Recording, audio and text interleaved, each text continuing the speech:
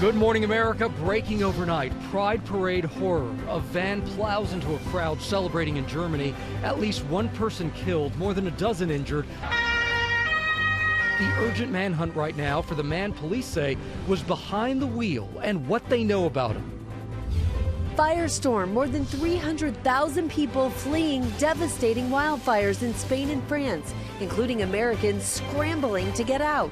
When we were leaving Bordeaux, there were caravans of fire trucks and military. They are sending in reinforcements from Paris. The famed Tour de France now being cut short. Widening war. Houthi rebels opening up a new front targeting Saudi oil exports, claiming they hit state-run oil operations. President Trump considering his next steps as Israel's leader heads to the White House this week. Demanding justice, anger boiling over in the streets of Madison, Wisconsin, following the police shooting of Corey Ruiz. He did not deserve to be taken out like that. They took my baby from me. The calls for charges against the officers. Peptides vote. An FDA committee takes a first step in approving them for drug compounding. What it means as peptides explode in popularity. A doctor here to break it all down. Giant jackpots, Mega Millions, and Powerball prizes reaching sky-high levels. The paydays up for grabs this week. And box office bounce back. To infinity and beyond! Moviegoers flocking to the theaters once again. The blockbusters filling the seats. Plus, here's Reese finding Malongo for the slam. The WNBA All-Star Game and the slam dunk moment. Live from ABC News headquarters in New York City, it's Sunday. Good morning, America.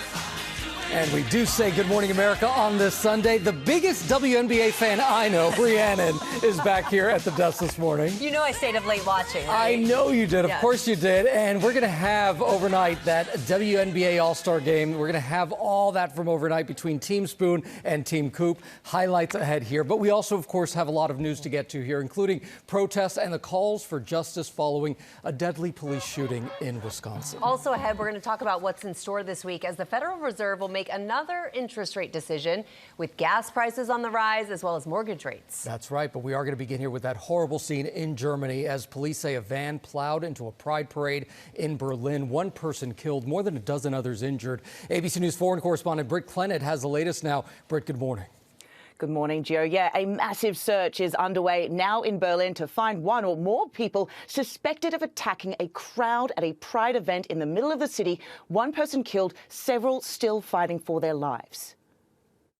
This morning, an intense manhunt underway in Germany. Police say they know who plowed a van into the dense crowd at one of Europe's biggest Pride celebrations, killing at least one person, injuring 16 others, several with life-threatening injuries.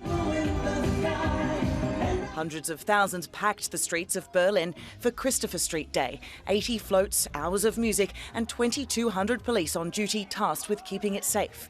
But just before 10 last night, police say a white van sped through Tiergarten Park, right alongside the parade route, slamming into people before hitting a tree. The driver and maybe others running off.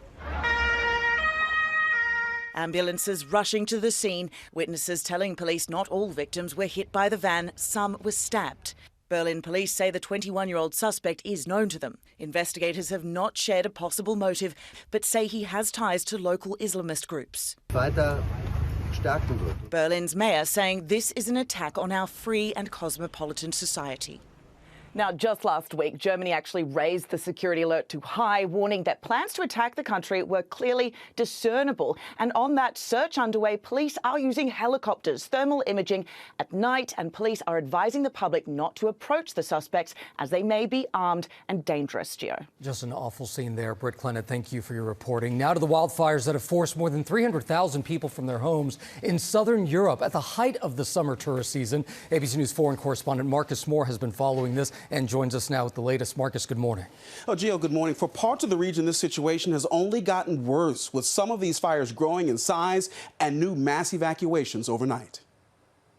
This morning, wildfires raging in Spain and France turning deadly and forcing more than 300,000 people to evacuate. High temperatures, strong winds, and drought conditions fueling the fast-moving flames. But in central Spain, more than 70,000 people fleeing what local officials have called the worst fires they have ever seen. A wildfire burning northwest of Valencia, Spain, claiming the life of a 78-year-old man. That fire now under control.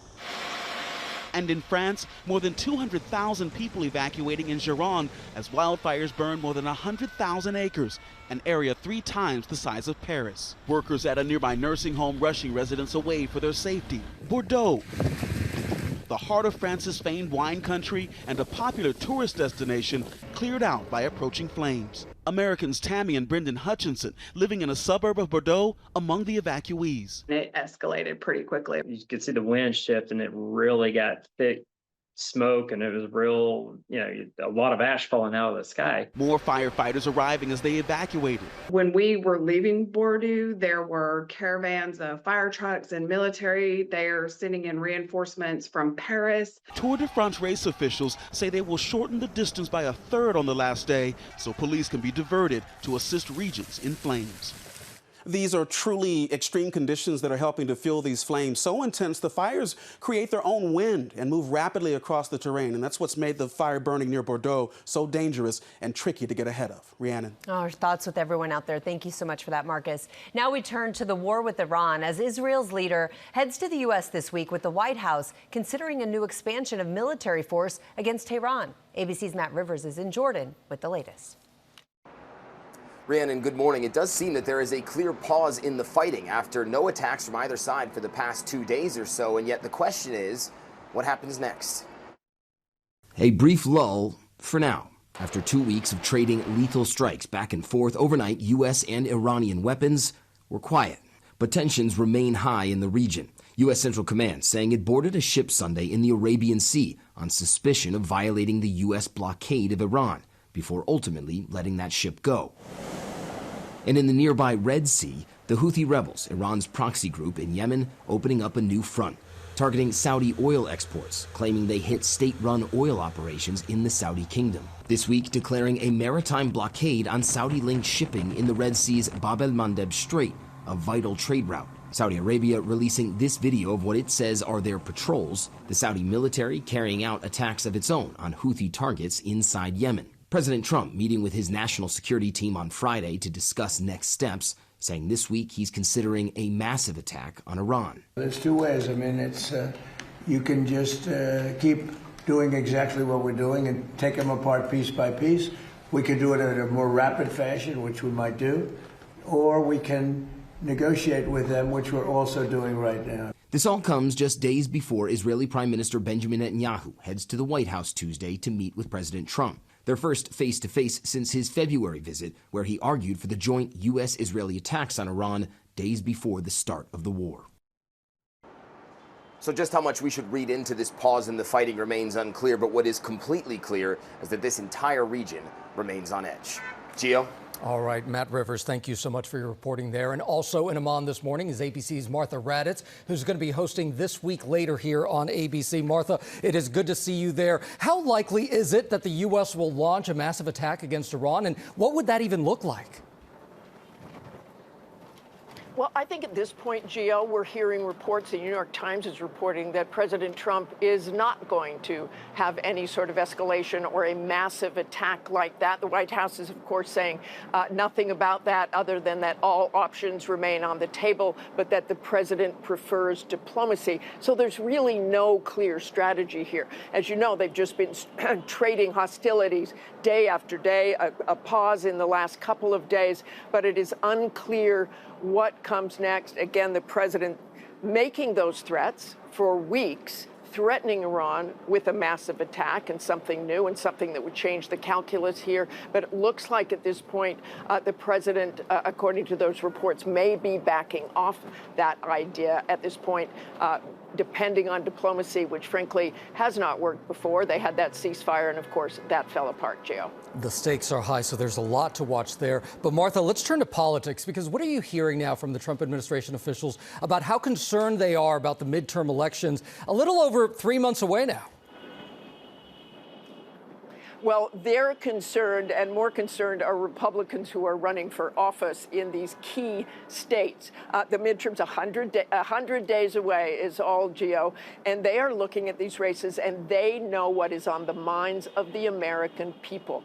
The American people largely disapprove of how President Trump is handling this war, and they are very worried about the economy. And as you know, those gas prices are going up. So 100% there's concern, Gio. 100 days away, and our powerhouse political team, of course, will be following it all. Martha Raddatz, thank you so much. And tune into This Week Later. Martha, of course, reports from Jordan and speaks with Democratic Senator Chris Van Hollen and Republican Representative Mike Turner. Rhiannon? Gio, we turn to Maine now. Democrats now have a new Senate nominee. Troy Jackson, a logger and veteran state politician, will challenge Republican Susan Collins. He was chosen Saturday in a special Democratic convention, and ABC's Christian Cordero has been following this. Good morning, Christian. What does this all mean? Hey there, Rhiannon. Good morning. So Democrats consider Maine a must-win state to take control of the Senate, and they now have their candidate, yes, with exactly 100 days to go. Longtime state politician and fifth-generation logger Troy Jackson won the overwhelming majority of delegates at a first-of-its-kind convention Saturday. He became the nominee after the primary winner, Graham Plattner, dropped out of the race amid a sexual assault allegation from an ex-girlfriend, which he denies. Jackson is considered a progressive populist, campaigning on issues like Medicare for all and tax cuts for the working class. Among the voters he's bringing into his pitch, those who supported Plattner and now feel left out. They're frustrated, and I get that. I've been frustrated by politics a lot in my life. What I'm trying to do is make sure that they realize that this is about those issues that we all care about, and that this campaign is not about me, it's not about Graham, it's way bigger. To win in November, Jackson needs to defeat five-term Senator Susan Collins, who says Jackson is too progressive for Maine. The race is one of at least 4 seats Democrats need to flip nationwide to control the Senate. Gio. That's right, a consequential seat for Democrats. Christian Cordero, thank you so much. President Trump is ordering the installation of signs outside the Smithsonian's National Museum of American History, questioning the accuracy of some exhibits. Trump's order follows a report from his Domestic Policy Council claiming that the museum and Smithsonian leaders don't tell history in a way that is inspiring and unifying. No comment from Smithsonian officials. Rhiannon. Gio, now to the protests rocking Madison, Wisconsin after a fatal police shooting on Wednesday. ABC's Ike Ajachi has the latest on a family calling for justice. Good morning, Ike. Good morning, Rhiannon. This morning, Madison, Wisconsin is a city on edge. Police there shot and killed a 38-year-old father, and this morning his family is demanding that officer be charged. And we warn you, what you're about to see may be disturbing to watch. This morning, anger boiling over in the streets of Madison, Wisconsin, after 38-year-old Corey Ruiz was shot and killed by police at a busy intersection on the city's Near East Side. His mother breaking down at an emotional news conference. He was my love. He loved his daughter. He loved his family. He did not deserve to be taken out like that. They took my baby from me. Police say it started Wednesday afternoon with a call about a man allegedly checking the doors of parked cars. Officers spotted him, but police say he took off on a bike. They caught up with him roughly a half hour later. ABC News compiled the available video to break down what happened next. Here, Ruiz coming off that bike as 4 officers tried to arrest him.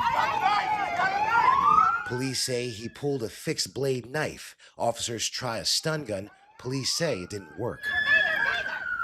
The struggle continues, Ruiz ending up on the ground on his side, then 3 shots. He died at the hospital. Police say the officer who fired was injured by that knife. None of the officers were wearing body cameras. The department doesn't require its officers to use them. All 4 officers are now on administrative leave.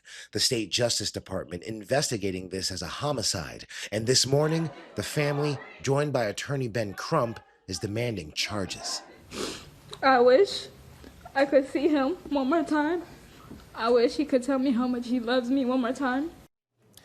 And this morning, that memorial at the intersection is still growing. 2 blocks from his daughter's home and 2 blocks from the school she'll walk to this fall.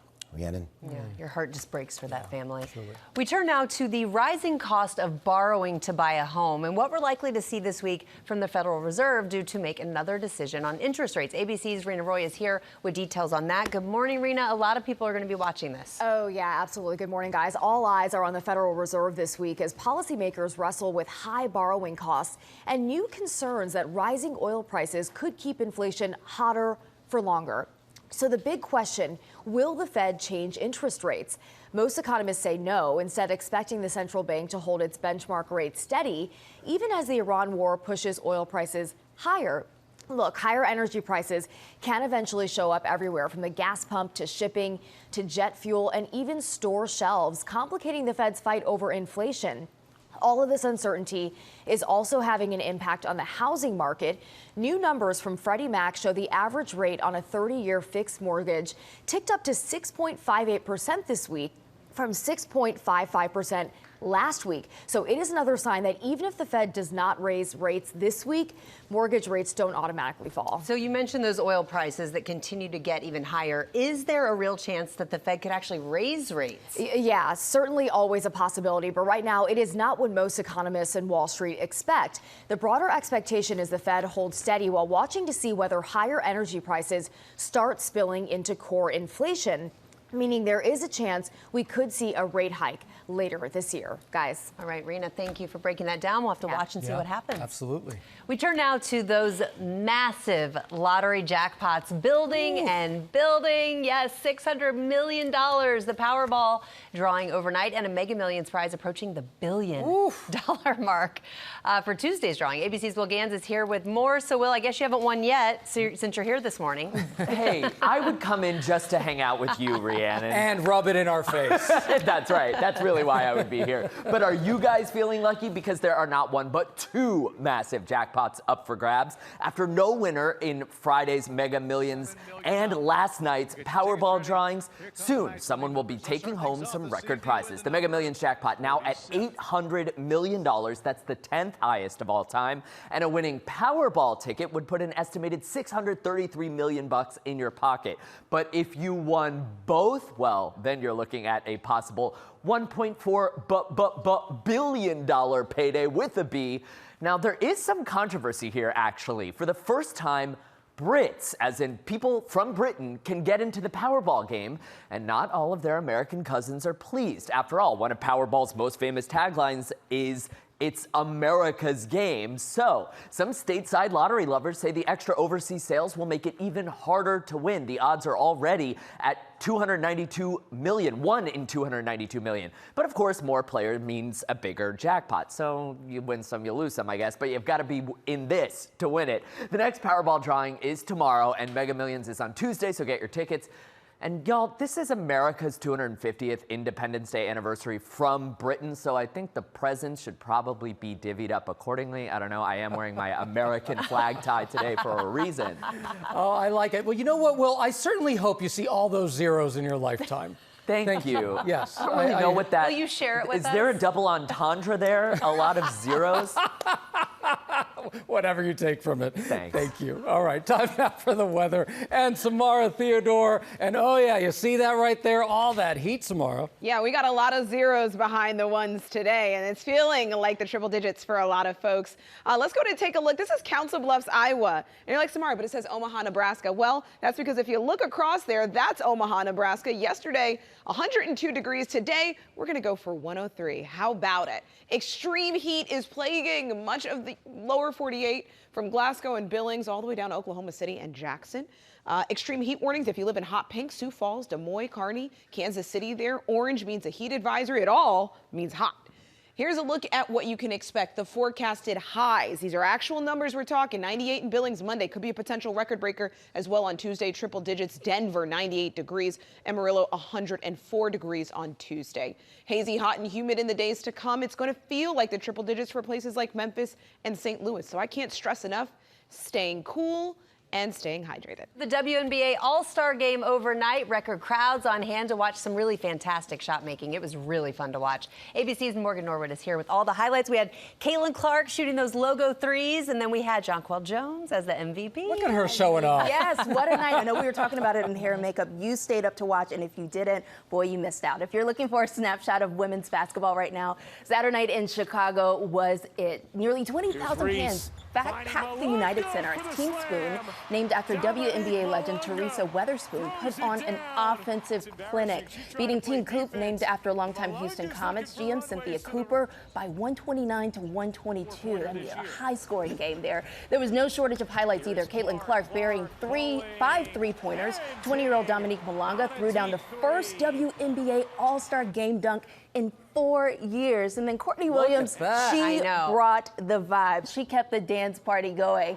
But the biggest honor belonged to Jonquel Jones. She finished with 22 points, 13 rebounds, 8 assists to win All-Star MVP, and then emotionally dedicated the award, as you hear there, to her late aunt. And as the WNBA marked its 30th anniversary, there's just plenty to celebrate. From record ratings and sellout crowds to bigger paydays, the momentum just keeps growing.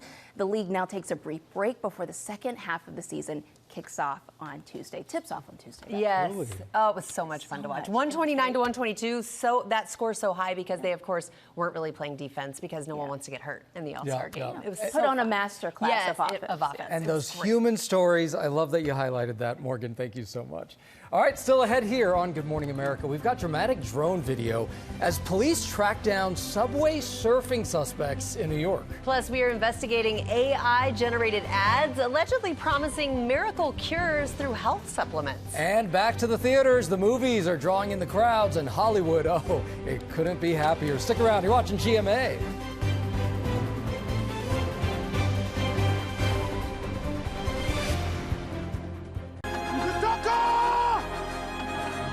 What's up? I never yielded. And as you can see, I am not dead. Welcome back to GMA. Powerful moments there from Black Panther and the late, great Chadwick Boseman. Fans who love the movies got some great news at San Diego Comic-Con on Saturday. The franchise is coming back. Wow. We have Black Panther 3 in the works with David Johnson playing T'Challa's son, and the actor was greeted with lots of cheers by the audience. Black Panther 3 will be in theaters in 2028. We gotta wait. An incredible franchise. Yep. Oh, so good. All right, let's take a look at some of the other big stories we're following here on this Sunday morning. New York City police releasing this dramatic drone footage of officers tracking down a group of teens that they say were subway surfing. Look at that. The dangerous practice of riding the roofs of moving trains highlighted 2 days later when a 16-year-old was critically injured. So that's why it's so dangerous. Very dangerous. Police on the Caribbean island of Grenada are asking for the public's help to find a missing U.S. citizen. That is Elizabeth Liz Waddell. She was last seen on a Grenada beach on Wednesday. Police are now posting information asking fishermen, boat operators, and residents in the area to report any relevant information to police. If they've seen her, to please come forward. And the San Francisco 49ers say head coach Kyle Shanahan is recovering after a car crash this month. The team's general manager says Shanahan suffered a concussion, a broken nose and ribs, and injured his hand, which will limit his taking part, of course, in training camp. The team says that it was a two-car crash and there was no evidence that either driver was impaired. A lot of those training camps getting underway this week. Hope he's okay. And a look at this, a couple found themselves, look at this, intruding on a bit of a family gathering of sorts. A humpback whale supergroup. Look at this, 300 of them. Wow. 300 of them together off the coast of South Africa. Experts say it could be the largest group ever seen, and it shows how the population of humpbacks is recovering. 300. I just want to see one. I just want to see one. I don't know that I want to see 300 if I'm in a boat. That's right. All right, we are going to start this half hour here with the latest news on peptides. Oh, they are in popular demand with claims of numerous health benefits. An advisory committee for the Food and Drug Administration just narrowly voted to add 6 peptides to a drug compounding list. So joining us with what this all means is Dr. Dr. Stephanie Widmer, an emergency medical physician, with more on this. Dr. Widmer, good to see you. Good to see you. Absolutely. Let's talk about what peptides actually are. Like, what's the science behind all of this? So peptides really have become a household name, especially after the GLPs have had such success. But what peptides are at their core is they are short chains of amino acids. They are biologically active compounds that kind of work as molecular signaling mechanisms inside of the body. And you have your FDA-approved peptides like the GLP-1s, and then there is everything else. There are peptides that are being sold online and marketed as recovery peptides, wound healing, gut health, longevity, anti-aging, you name it. There are tons of peptides out there, so the excitement is there, but the science is still kind of lagging behind. I don't know if a lot of people realize that GLP-1s are peptides. Right. And we've seen such success with those, so then you hear all these other claims. What does this vote mean for these other peptides? So I think there is a little bit of confusion here. People hear FDA and they hear about this vote and they think that this means FDA approval, and this is not at all what this means. This is really more of a regulatory conversation. It was more about voting to add these peptides to a list so they could be supplied at compounding pharmacies. It's more about access, but this has nothing to do with safety and efficacy, and the FDA still has to weigh in. And part of that reasoning was because a lot of them were coming from China, and this way there's a little bit more control at a compounding pharmacy. Are there any risks that we should know about in taking them? So the risks here really are the unknown. There is not a lot of human data to back up the claims behind a lot of these peptides that are being sold online. So people are essentially performing like uncontrolled experiments on themselves. We don't have a lot of information about long-term health risks, short-term health risks, interactions with other medications or medical problems, or even dosing. Yeah, that's a little scary. Do you think the advisory committee is jumping the gun a bit here? Would you take peptides? Well, peptides? I would not. And what I will say is that we should really proceed with caution. It's definitely true that these peptides have absolutely exploded in popularity, but it is so important for us not to replace good science with popularity. Well, we were saying at the top here, you're an ER doctor. There's so much that you see at the hospital. Have you personally seen any side effects with people coming in? I have absolutely seen people come in with nausea, vomiting, abdominal pain, dehydration, and it's something really important to remember. Even the GLP-1s, which are FDA approved, come with their own handful of side effects and adverse reactions. So when you're talking about these unapproved medications that we don't have a lot of information on, it's really, really important to proceed with caution. And if you're thinking about starting one of these peptides or buying one of these peptides online, maybe have a conversation with your doctor, and hopefully you'll think twice. Always check with your doctor. That's the Great thing. advice, Have the conversation. What Absolutely. an important conversation. Thank you. The new warning about AI-generated ads allegedly promising miracle cures using phony doctors and wellness influencers to prey on vulnerable Americans. Chief Investigative Correspondent Aaron Katursky has this report.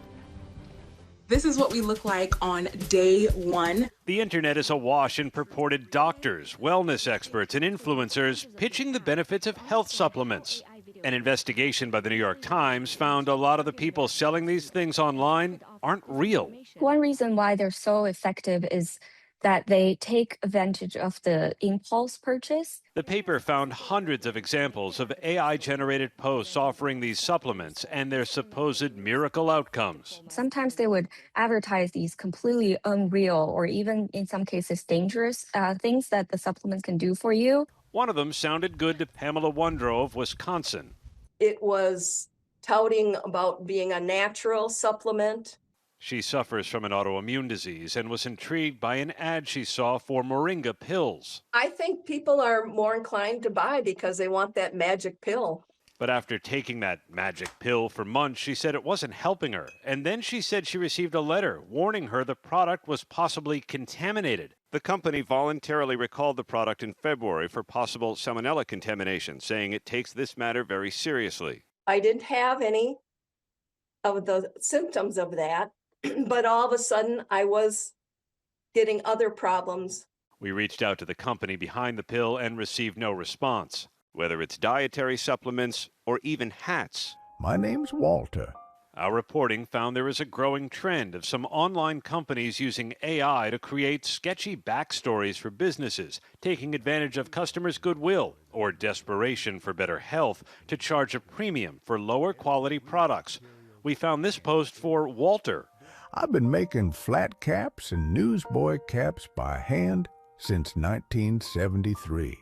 Walter on this website, and Henry on this one, and George on this one don't exist. They're generated by artificial intelligence and linked to products made overseas. For consumers, it's getting harder to spot what's real and what's artificial. Are we going to reach the point where we just can't tell? I mean, I think we already are pretty much at that point. For Good Morning America, Aaron Katursky, ABC News, New York. Oh. And I think we're all seeing these videos. Yes, I've seen several of those. Yeah, all right. Thank you, Aaron. Coming up here on Good Morning America, the box office bounced back. The Hollywood hits, they are making fans flock to the theaters once again. Oh, yeah, good stuff out there. We'll be back.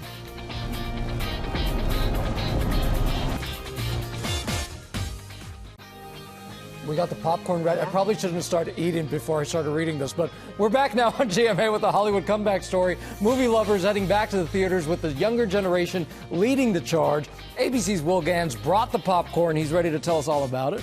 Well, as Nicole Kidman says, we come to this place for magic. But it turns out Nice we go. accent. Thank you. We go to spend some money too. The year got off to an amazing start with Ryan Gosling and Project Hail Mary. Then Michael became the highest grossing biopic of all time. And y'all, that's just the beginning. This summer, box office totals are headed This year, domestic grosses are expected to hit $10 billion for the first time since before the pandemic, thanks to fan favorite sequels like Toy Story 5. It's been too long, cowboy. And chilling low-budget originals like Backrooms. It's like a maze. It just goes on and on. And horror flick Obsession, breaking records. I think Nikki is going through something. Like what? Is she okay? No. It looks like the box office is roaring back. Movies are back. Right now, box office sales for the first 8 weeks of the summer have hit $1.8 billion, placing 2026 just 2% shy of that pre-pandemic high in the summer of 2019. Coming after COVID in 2020, it's been hard to, feel like people are going to the movies. And I think a lot of people had written out that Gen Z and the younger generation weren't interested in movies. They wanted just vertical content that's on their phone. This proves that that's not true. They're coming back. The group that has set sail with Moana twice, now ready for battle. Bringing it all. For Christopher Nolan's The Odyssey, fans say bigger is better. It's the first movie ever filmed entirely with IMAX cameras, driving up a frenzy to see it the way Nolan intended, on a huge screen just for IMAX, which means pricier tickets and more revenue for theaters. The Odyssey makes Anne Hathaway the star of the 2 biggest live-action openings of the year, paired with The Devil Wears Prada 2. Hello. Well, look what TJ Maxx dragged in. And it's not Prada, but the must-have accessory at the theater this year, popcorn buckets. The Odyssey Trojan Horse bucket goes for $70. Mando and Grogu popcorn buckets retail for $80, providing a real kernel of hope for the theater industry and anyone who loves going to the movies. Wait, why didn't you bring those buckets? Yeah. Okay, well, because... $70 and $80? $70 and $80. Venmo me, and then we'll talk, all right? There's no signs we're slowing down in the fall and the winter, by the way. Spin-offs and sequels to Dune, The Avengers, Meet the Parents, and The Hunger Games are all coming to theaters this year. Wow. But first, we are just days away from Tom Holland, Zendaya, and Spider-Man Brand New Day swinging into theaters Friday, July 31st. We were just talking about that thing is being kept under wraps. Yes. Yep. Sadie Sink is in the film. We have no clue who she's playing. I'm dying to find out, but I don't have to wait much longer. It looks so good. So what's been your favorite movie of the year so far? The Odyssey. The Odyssey. It just feels like, a few years from now, we're going to look back and talk about how that film changed the way that we look at filmmaking forever. I haven't seen it yet. Okay. I'd say for me so far, Toy Story 5. It's amazing. So good. So good. And gave us a new Taylor Swift song, so I'll never complain about that. There you go. Now with our play of the day and a big birthday celebration, you of course have heard of Punch the Monkey in Japan. Yes, he's so adorable. So cute. The macaque abandoned by his mother, sought comfort in that orangutan plushie. Remember that? It was never far from reach. It's hard to believe, but the youngster just turned 1 year old. And What? Yes. Times have changed, though. Once bullied by other monkeys, Punch seems to have found his tribe. Found friends, he mingles, he plays. There was even talk of a girlfriend. Loads of fans just sent him 2,500 birthday cards full of good wishes. The cards are now on display. They have so many of them, they have to rotate them out because there's just not enough room. Cute. So we want to wish a very happy birthday. Oh, look how cute, Happy birthday, Punch.